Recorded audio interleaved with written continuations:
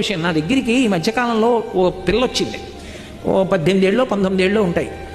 ఆ అమ్మాయి నాతో ఏదో మాట్లాడుతూ, పాప మీ ఉపన్యాసాలు వింటానండి, అది ఏదో చెప్తాను, చాలా సంతోషం అమ్మా, ఏం చదువుకుంటున్నావు, ఏదో చెప్పింది, ఫలానా చదువుకుంటున్నాను, ఏం చేస్తుంటావు ఖాళీ సమయాల్లో అని అడిగాను.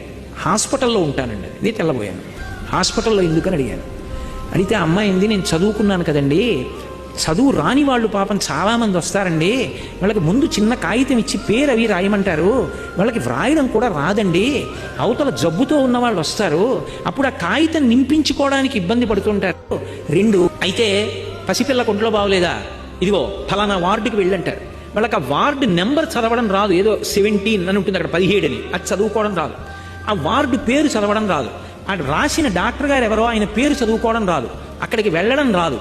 నేను కాసేపు ఏం చేస్తుంటానంటే, అలా ఎవరైనా వస్తే వాళ్ళ ఓపీ టికెట్ నేను తీసుకుని రామ్మా అని ఆ డాక్టర్ గారి దగ్గరికి తీసుకెళ్ళి, ఈయనే డాక్టర్ గారు అని చెప్పి ఆ మందులు మళ్ళీ సరిగా అర్థమయ్యాయో లేదోనని మెడికల్ షాప్ దగ్గర అమ్మాయికి మందులు తీసుకుని ఉచితంగా ఇస్తారు కదా వైద్యశాలలో, ఇది 3 పూట్ల వేసుకోవాలి, ఇది 2 పూట్ల వేసుకోవాలి అని చెప్పి నాకు సాధ్యమైనంత వరకు ఉపకారం చేసి ఇంటికి వెళ్ళిపోతుంటానండి. అంతే.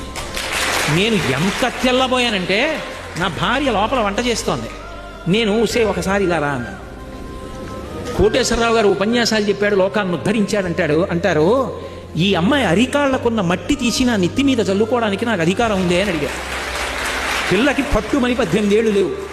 ఆ పిల్ల సేవ చెయ్యాలి అని అనుకుంటే ఎంత ఉత్తమమైన మార్గాన్ని ఎంచుకుంది.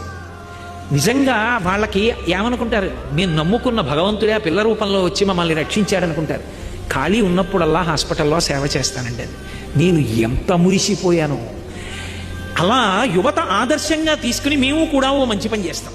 రోడ్ల మీద నించోవడం, వేగంగా మోటార్ సైకిల్ మీద వెళ్ళడం కాదు, ప్రతిరోజు మాకు ఖాళీ ఉన్న 1 గంట మేము సేవ చెయ్యాలన్న భావన కలగాలి, కానీ చెయ్యడానికి నీకు చోటు లేదనకు.